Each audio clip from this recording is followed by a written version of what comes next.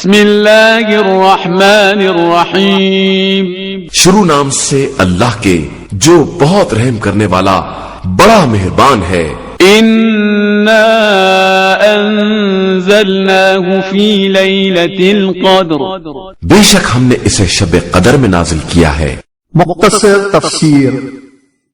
شب قدر ماہ رمضان المبارک کی 19ویں، 21ویں یا 23ویں شب کو کہا جاتا ہے، جس میں نزول قرآن کا سلسلہ شروع ہوا ہے۔ یہ شب قدر و منزلت میں 1000 مہینوں سے بہتر ہے۔ اس شب میں تمام مخلوقات کے مقدرات کا فیصلہ کیا جاتا ہے، اور ہر انسان کا فرض ہے کہ اپنا مقدر بنانے کے لیے اس رات کو عبادت و تلاوت میں بسر کرے۔ اگرچہ بعض حلقوں میں شب قدر بھی تفریحات اور منکرات کی رات ہو گئی ہے۔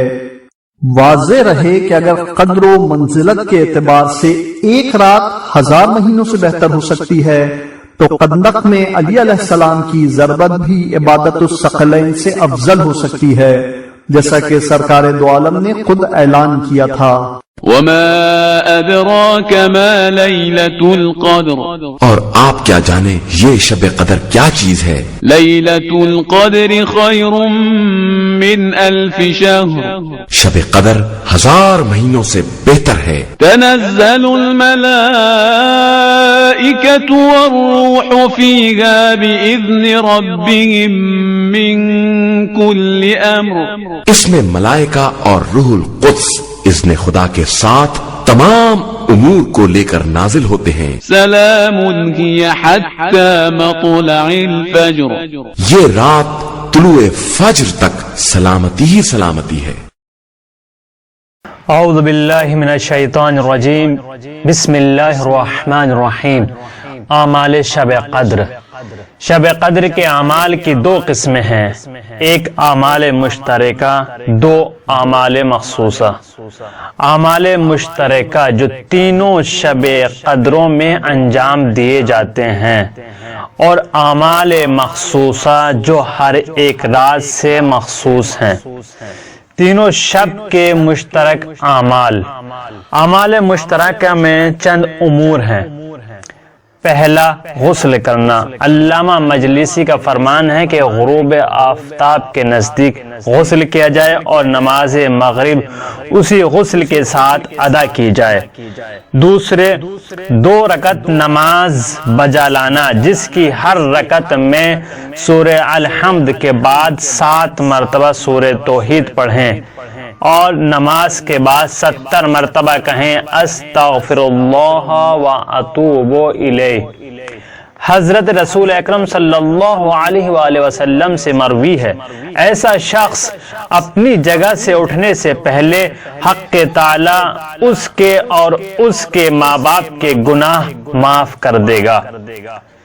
تیسرے، قرآن کریم کھول کر اپنے سامنے رکھ کر یہ دعا پڑھیں، بسم اللہ الرحمن الرحیم، اللہم انی اسألک بکتابک المنزل وما فیہ وفی حسمک الاعظم الأكبر وأسماؤك الحسنى وما يخاف ويرجى أن تجعلني من عتقائك من النار۔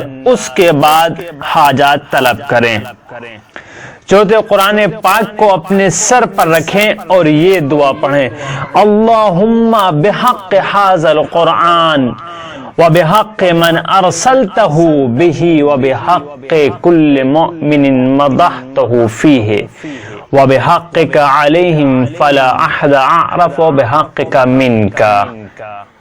اس کے بعد 10 مرتبہ بک یا اللہ، 10 مرتبہ بمحمد، 10 مرتبہ بعلی، 10 مرتبہ بفاطمہ، 10 مرتبہ بالحسن، 10 مرتبہ بالحسین، 10 مرتبہ بعلی ابن الحسین، 10 مرتبہ بمحمد ابن علی، 10 مرتبہ بجعفر ابن محمد، 10 مرتبہ بموسیٰ ابن جعفر، 10 مرتبہ بعلی ابن موسیٰ، 10 مرتبہ بمحمد ابن علی، 10 مرتبہ بعلی ابن محمد، 10 مرتبہ بالحسن ابن علی، 10 مرتبہ بالحجت القائم کہیں اور پھر اپنی حاجات کو طلب کریں۔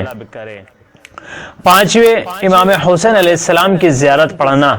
روایت میں ہے کہ شب قدر میں 7ویں آسمان پر عرش کے نزدیک ایک منادی ندا دیتا ہے کہ حق تعالی نے ہر اس شخص کے گناہ معاف کر دے جو امام حسین علیہ السلام کی زیارت کرتا ہے۔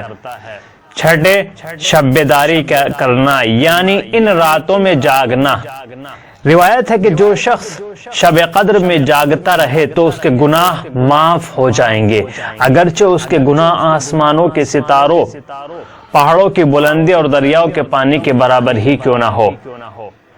7ویں 100 رکعت نماز بجلانا جس کی بہت زیادہ فضیلت ہے۔ اس کی ہر رکعت میں سورہ حمد کے بعد 10 مرتبہ سورہ توحید کا پڑھنا افضل ہے، اور یہ دعا پڑھنا جو یہاں پر لکھی گئی ہے۔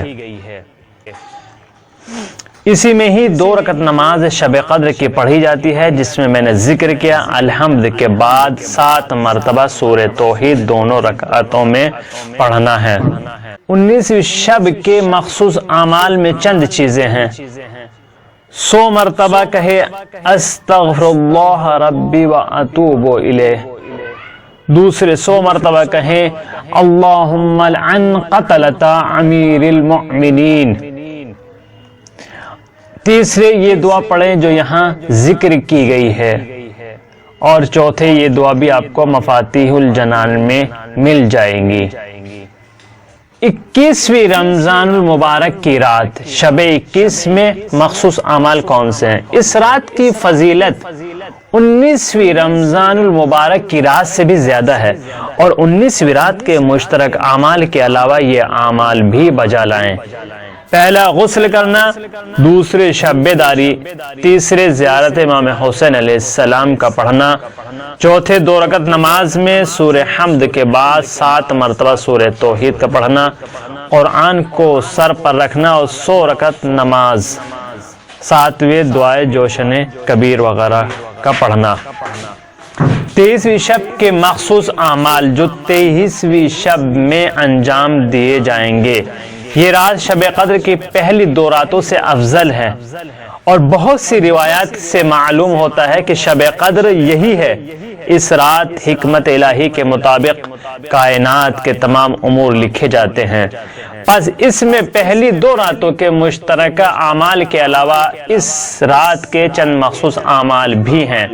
پہلا، اس رات میں سورہ عنکبوت، سورہ رحمان، سورہ دخان، 1000 مرتبہ سورہ قدر یعنی انا انزلناہ فی لیلۃ القدر، سورہ روم، دعائے جوشن کبیر، دعائے جوشن صغیر کی تاکید کی گئی ہے، اور اسی طرح یہ دعا پڑھیں جو یہاں ذکر کی گئی ہے۔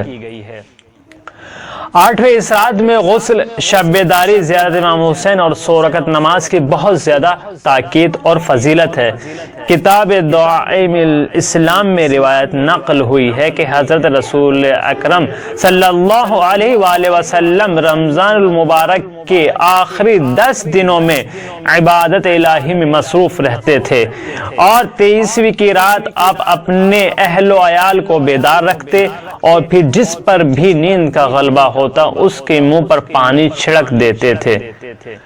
حضرت فاطمہ زہرا سلام اللہ علیہا بھی اس رات اپنے گھر کے کسی فرد کو سونے نہ دیتی تھی، اور نیند کا علاج یوں کرتی تھی کہ دن کو کھانا کم دیتی اور فرماتی کہ دن کو سو جاؤ تاکہ رات کو بیدار رہ سکو۔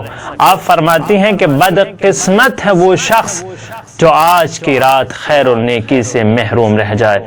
شب قدر کا دن بھی رات کی طرح عظمت اور فضیلت کا حامل ہے۔ آئیے حضرات اس شب قدر میں اعمال کو انجام دے۔ درہائے الہی کھلے ہوئے ہیں، توبہ و استغفار کے لیے دعاؤں میں یاد رکھیے گا۔ آخر میں آپ حضرات سے گزارش ہے کہ 1 مرتبہ سورہ حمد اور 3 مرتبہ سورہ اخلاص کی تلاوت کر کے تمام مومن و مومنات کے لیے، بالخصوص ہماری شریک حیات फादिल हाफिज़ कुरान मुबल्लिगा मुअल्लिफ मक़बूरा मरहुमा आलिम बतूल फ़ातिमा बिन्त मौलाना इक़बाल हैदर हैदरी की रूह को इसाल फरमाए और खुदावंद आलम उनको जवार मासूमीन अलैहिमुस्सलाम में जगह इनायत फरमाए और अजर अजीम अता फरमाए।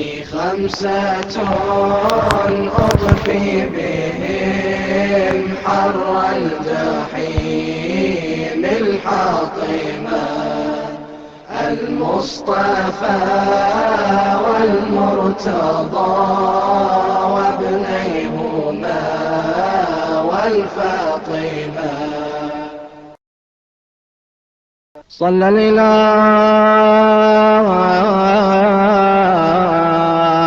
عليك يا خير البشر